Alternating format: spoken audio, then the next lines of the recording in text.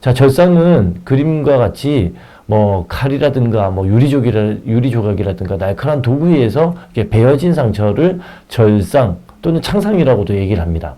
그래서 결출상, 열상, 절상 이거 뭐 상처 부위는 넓은 걸로 따지면 찰과상이 아무래도 제일 넓겠죠, 그죠? 그다음 뭐 상처가 열상인지 어떤 둔탁한 물체에 의해서이겠는지. 뭐 열상 같은 경우에는 여러분들 뭐 계곡이라든가 맨발로 계곡 위를 지나다가 날카로운 뭐 바위에 찍혀가지고 피가 나는 경우도 있잖아요. 아니면은 그 높은 곳에서 떨어지는 물체에 의해서 머리가 깨지거나 이런 것들이 대부분 열상이라고 보시면 되겠고요. 절상은 날카로운 도구에 의해서 베인 상처라고 보시면 되겠습니다.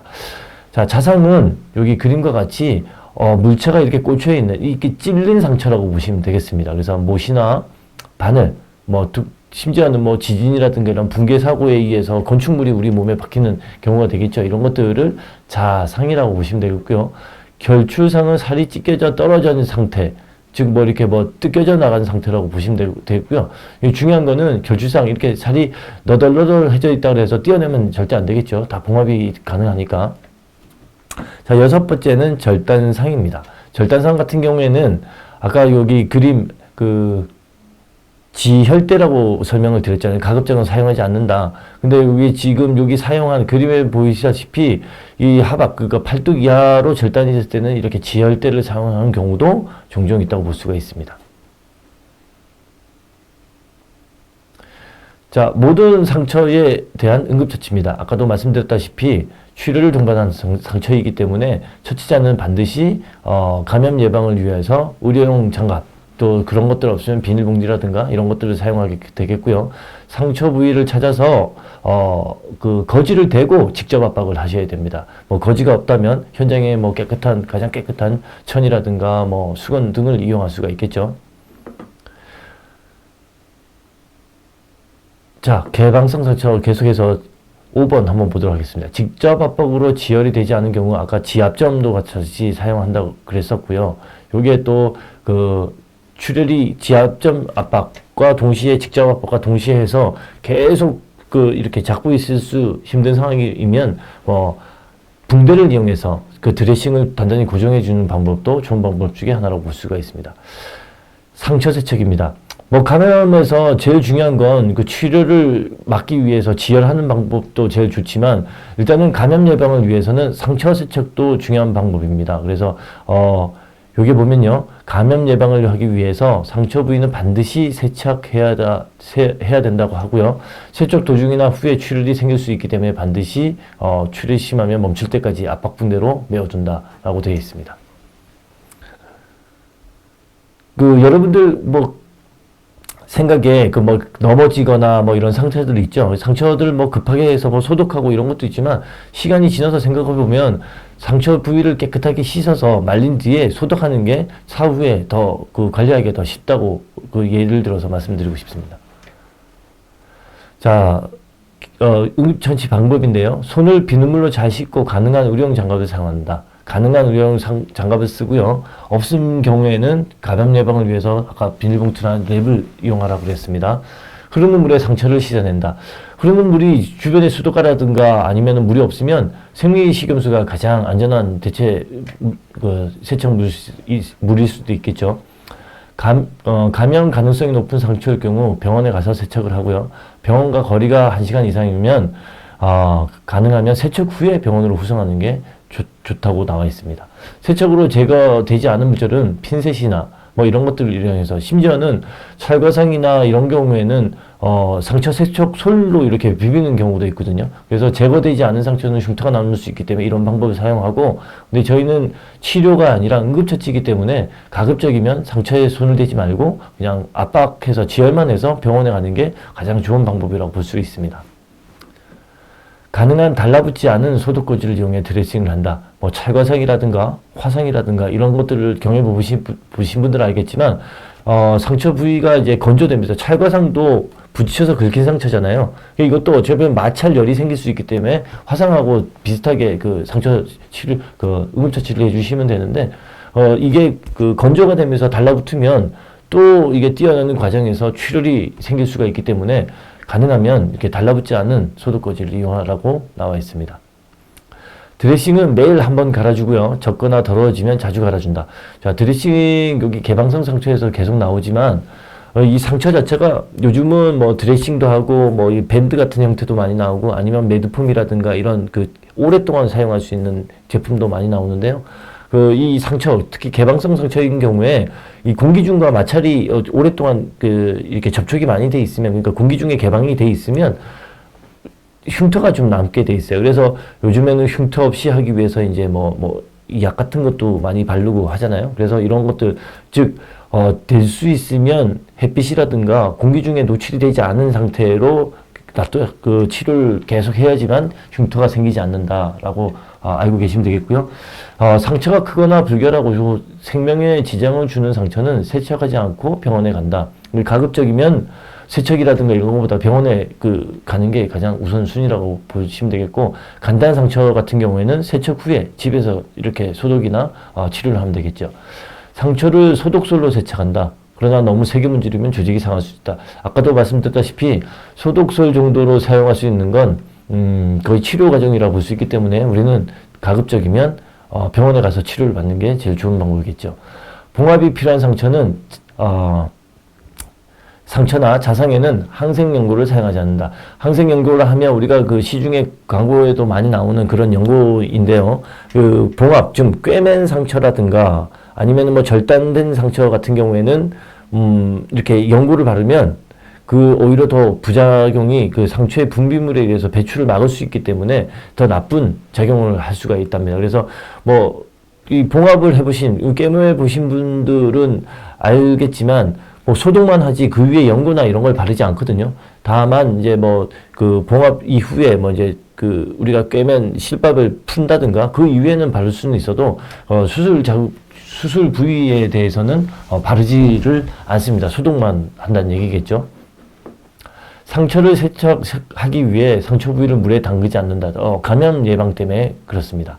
흐르는 물에 씻거나 이런 방법으로 해야지 고여있는 물에 씻으면 그닥 도움이 되지 않는다는 얘기입니다. 상처에는 반창고나 접착밴드를 직접 덮지 않는다. 즉 무슨 말이냐면요.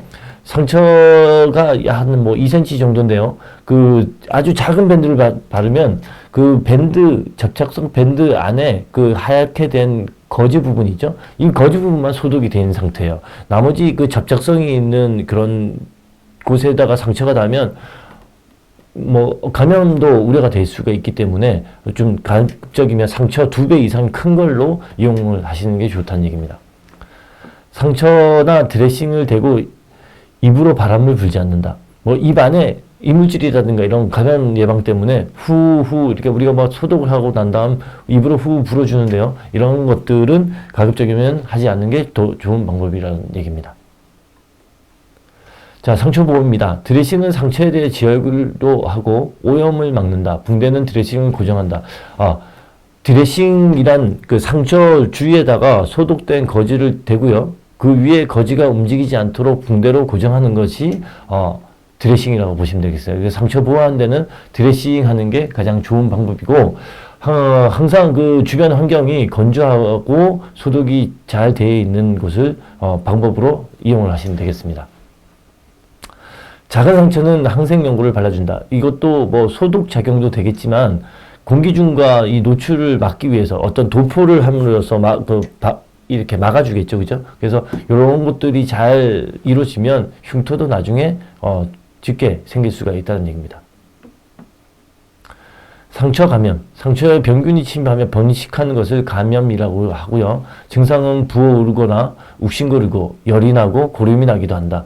여러분들 상처를 이렇게 좀 잠깐이라도 무심하게 방치를 해두면 주변이 빨갛게 부어오르고 욱신욱신거리고 열이 나고 그런 경험을 해보셨을 거예요. 그래서 이거는 감염의 시작이라고 볼 수 있기 때문에 심각한 경우에는 사망까지도 할 수 있습니다. 그래서 이걸 그냥 무관심하게 놔두지 말고 바로바로 소독하는 게 치료하는 데 가장 효과적인 방법이라고 볼 수 있습니다. 파상풍입니다. 파상풍균 자체만으로 파상풍을 일으키진 않는다.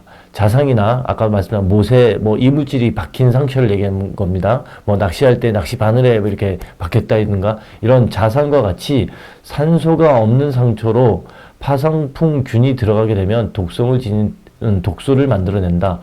독소는 신경계를 통해 뇌를 촉수로 이동하여 일부 근육, 특히 턱의 근육을 수축시킨다. 일단 신경계에 독소가 침입하면 이를 막을 해독제가 없다. 그러나 파상풍은 예방주사로 완전하게 막을 수가 있다. 파상풍은요, 감염이 되면 치료 방법이 없습니다. 그래서 100% 사망하게 되고요. 파상풍 주사는 뭐 미리 예방하는 차원에서 맞는 것도 좋지만 뭐 모세 뭐 이렇게 우리 아까 뭐 열상처럼 바위에 찍혀서 뭐 발꿈치라든가 이런 부분이 심각하게 벌어졌다. 이런 것들은 무조건 병원 가서 치료를 받고 파상풍 주사를 맞으셔야 됩니다. 그래서 이 주기가 약 5년 정도라고 하기 때문에 한번 받아놓으면 그동안 안심하게 할 수가 있겠죠. 파상풍 주사를 맞고 그런 상황이 되면 그냥 집에서 간단하게 치료를 해도 되겠습니다. 자, 절단 환자에 대해서 알아보겠는데요. 일단은 절단 부위 말고도 신체를 직접 압박으로 제어를 해주는 게 제일 좋은 방법이고요. 그 이후에 이제 절단된 상처 부위를 어떻게 보관을 해서 병원을 가느냐가 중요한데요. 이게 보시다시피 이 손가락 같죠, 그죠? 이 손가락을 깨끗한 거즈나 없으면 수건이나 이렇게 깨끗한 천에 감싸서 이게 어느 정도 방수가 될 수 있으면 좋습니다. 물이 들어가고 이러면 감염도 감염이지만 또 이렇게 부풀어 올라서 나중에 봉합하는데 어려움이 생길 수도 있거든요. 이게 분단 얘기겠죠. 그래서 방수가 될 수 있게끔 뭐 지퍼팩이라든가 이렇게 비닐봉투에 집어넣어서 그다음 얼음 위에다가 묻어놓으면 안 됩니다. 또 반대로 또 이게 너무 혈관이 축소되고 이래서 또 봉합하는데 힘들 수가 있기 때문에 얼음 위에다가 이렇게 올려놓는 그냥 현장 주변 환경보다 약간 서늘하게 가져가는 게 좋은 방법 중에 하나이겠습니다. 요게 5번에 보시면 즉시 의사에게 보인다. 절단 부위를 차게 보관하지 못하고 6시간이 경과하면 살릴 가능성이 희박해진다. 그래서 얼음 위에 올려놓으라고 얘기했고요. 근육은 피가 안 통하면 4에서 6시간 안에 기능을 상실한다. 그래서 신속하게 병원에 가서 치료를 받아야 된다는 얘기입니다. 자, 주의사항입니다. 잘려나간 부위를 젖은 드레싱이나 천에 싸지 않는다. 뭐 예전에는 심지어 뭐 이렇게 물에 담가 놓고 이렇게 그릇에 넣어 갖고 가시는 분들도 있지만 이거 같은 경우에는 젖은 물질에 싸 놓으면 근육이 부드러워지게 분단 얘기겠죠. 부드러워져서 접합을 할 수가 없다. 예, 아까 말씀드린 대로 건조된 깨끗한 거지에 싸서 가져가야 된다 얘기했습니다. 잘려나간 부위를 얼음 속에 묻지 말고 그 위에 놓는다. 동상이 생긴 피부는 접합할 수 없습니다. 드라이 아이스를 사용하지 않는다. 붙어있는 부위를 자르지 않는다. 예, 주의사항이었습니다. 자, 자상. 꽂혀있는 물체입니다. 지금 4-48번과 같이 이렇게 못이 박혀 있는데요. 여기서 제일 중요한 건 꽂혀 있는 물체를 절대로 빼면 안 된다는 얘기입니다. 그러니까 빼는 순간 출혈이 더 많이 생길 수도 있고요. 일단 뭐 그 안에 있는 뭐 장기라든가 이런 것들이 같이 나올 수도 있습니다. 그래서 꽂혀 있는 물질을 일부러 빼거나 움직이지 않고요. 움직이면 조직이 손상되었기 때문에 특히 출혈이 심해질 수 있기 때문에 절대로 빼지 않습니다. 상처 부위를 드러낸다. 옷을 벗겨서 잘라낸다. 자, 옷이 나중에 병원에 가게 되더라도 다 옷을 잘라내고, 그러니까 벗기는 도중에 또 박혀있는 물체가 건드리게 돼서 또 통증을 유발할 수 있거든요. 그래서 벗기거나 잘라내도록 하고요. 그러나 덮고 있는 옷은 그대로 둔다. 옷을 챙기려다 물체에 움직일 수 있기 때문이다.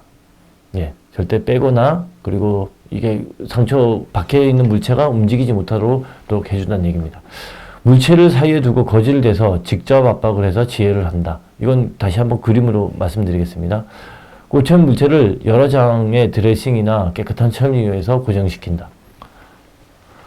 물체가 움직이지 않도록 간단히 고정시키라는 얘기고요. 환자를 이송하거나 꼭 필요한 경우에는 물체를 짧게 자른다. 그러니까 뭐 지진이라든가 아니면 건물 붕괴라든가 이런 상태에서 건축 구조물이 뭐 우리 몸에 박혀 있거나 그런 경우가 되겠죠. 그 박혀 있는 물체가 너무 커서 후송하기 힘들 정도. 계속 움직일 때마다 이게 덜렁덜렁거려서 더 통증을 유발한다. 그럴 때는 잘라내는 게 좋은 방법이겠죠. 그래서 물체를 자를 때는 단단히 고정시킨 후에 자른다.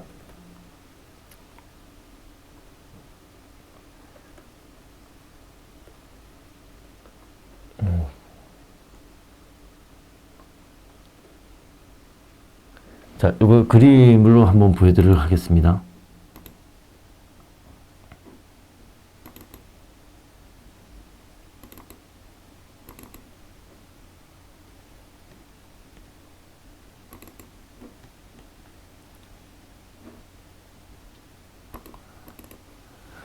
자, 지금 보이는 그림처럼 이 복부에 뭐 손국 같은 게 이렇게 박혀 있죠, 그죠? 그래서 여러 가지의 그 거즈라든가 아니면 뭐 수건이라든가 이런 것들을 양 옆으로 받쳐놓고 이렇게 압박 붕대로 또는 그냥 붕대를 이용해서 이 움직이는 물체가 요 박혀 있는 물체가 움직이지 않도록 이렇게 고정해지는 단계를 설명했습니다.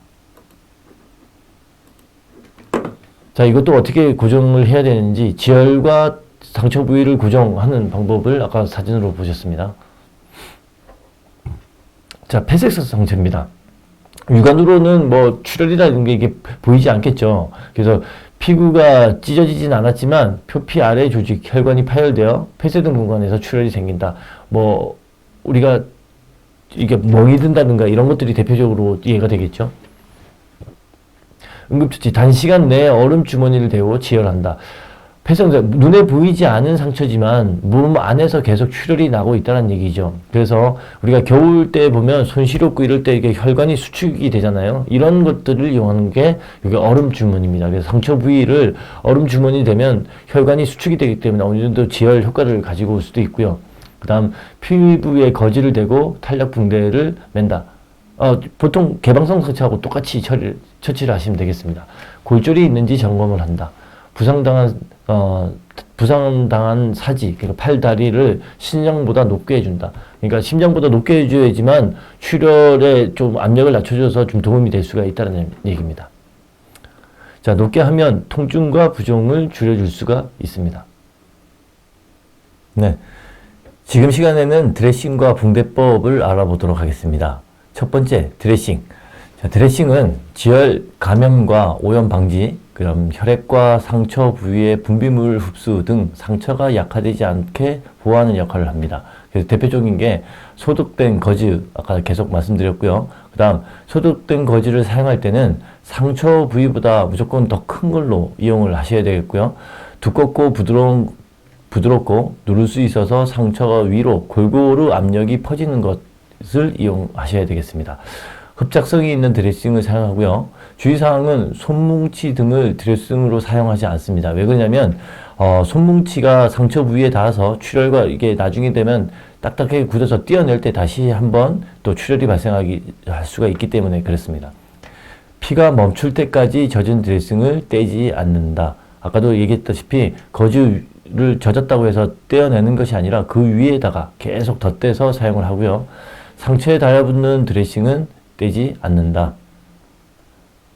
자, 다음은 드레싱의 종류입니다. 여기 보시면 그림 4-49번에 보면 거즈 패드, 그리고 접착성 밴드, 그 외상용 드레싱이 있는데요. 거즈 패드 같은 경우에는 특수 코팅이 되어 있어서 상처가 달라붙지 않고요.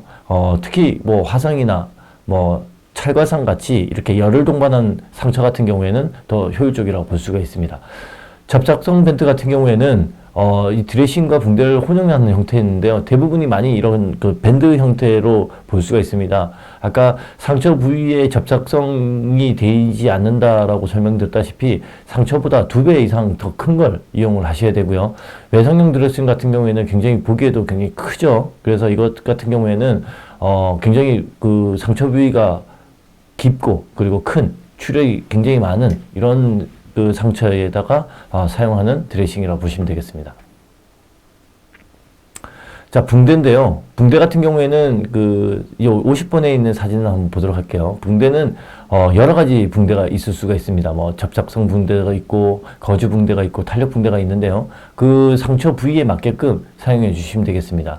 자, 맨 하단부에 있는 우리가 이 천의 형태, 그러니까 삼각건이라 얘기를 하죠. 그죠? 그래서 뭐 우리가 수건이라든가 이런 것들도 이렇게 접는 방법에 의해서 붕대 형태로 사용할 수가 있다고 보겠습니다. 붕대법은 그 목적은 드레싱을 고정한다. 그 다음 드레싱 위로 직접 압박을 해서 지혈을 한다. 그러니까 상처 부위를 단단히 고정함과 동시에 지혈을 연속해서 할 수가 있겠죠. 부종을 막거나 억제한다. 사지나 관절을 고정하거나 지지한다. 붕대는 깨끗한 것을 사용하지만 반드시 소독할 필요는 없다는 얘기입니다. 즉 거즈 위에다 덧대는 형태이기 때문에 반드시 소독할 필요는 없다는 얘기죠. 붕대의 종류입니다. 가문 붕대, 부위에 따라 다른 넓게 사용할 수도 있고요. 접착성, 아까 같이 거즈와 접착성이 혼합되어 있는 상처라고 보고, 거즈 붕대, 면 소재이고 신축성이 없고 뻣뻣하다. 그 대부분 사용하는 상처 부위, 개방성 상처에 사용하는 붕대가 거즈 붕대라고 보시면 되고요. 탄력 붕대 같은 경우는 염자, 삐거나 좌상, 이 삐인 상처 같은 경우에 압박용으로도 사용한다. 그러니까 상처 부위가 이렇게 움직이지 않도록 고정하는 역할을 한다는 얘기입니다. 그 다음 삼각건 붕대가 있습니다. 자, 붕대 감기인데요. 이 두 가지 방법이 있습니다. 그래서 계속적으로 같은 방향으로 감는 걸 방법이 있는데요. 여러 가지 뭐 환행대라든가 나선대라든가 이런 방법이 있는데, 손에 감기 같은 경우에는 이 방법은 손바닥이라서 손등에 상처가 생겼을 때도 하면 되겠지만, 기타 뭐 손목이라든가 이런 것들도 같은 방법으로 대체할 수가 있습니다. 손목에 감기. 자, 팔꿈치나 무릎에 감기인데요. 팔꿈치 같은 경우에는 요 조건이 있습니다. 팔꿈치가 이렇게 구부러져 있을 때 편한, 그것도 통증이 없는 환자가 있을 수도 있고, 폈을 때 통증이 없는 환자가 있을 수 있기 때문에, 구부렸을 때 통증이 없는 환자 같은 경우에는 구부린 상태로 붕대를 감아주시면 되고요. 무릎도 마찬가지고요. 발목의 감기도 손목 감기와 비슷하게 어느 정도 고정이 될 수 있게끔 사용을 하시면 되겠습니다. 다음은 두부 및 척추, 머리 손상이라고 보시면 돼요. 자, 두피 손상입니다.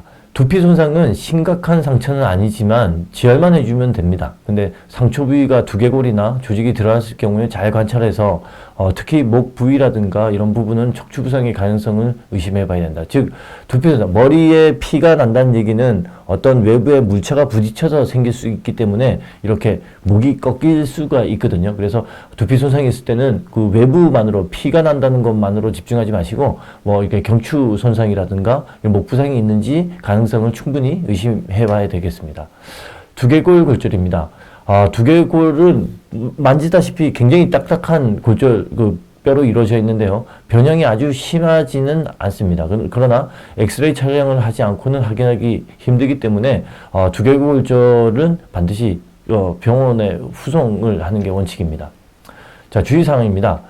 귀나 코에서 혈액이나 뇌, 척수액이 흘러나오는 것을 막지 않는다. 우리가 뇌에도 두개골 안에 뇌 용량이 딱 적당히 분포되어 있죠. 그러니까 100%라고 봤을 때 외부의 충격에 의해서 머리가 흔들리면 뇌도 그러니까 부어오르는 게 생길 수 있거든요. 그때 이 압력을 견디다 못해서 이렇게 뭐 코라든가 귀로 이렇게 내척수액이 흘러나오는 경우가 있습니다. 그때는 이런 걸 막지 않고 흘러나올 수 있게끔 자연스럽게 놔두는 게 좋은 방법이 되겠습니다.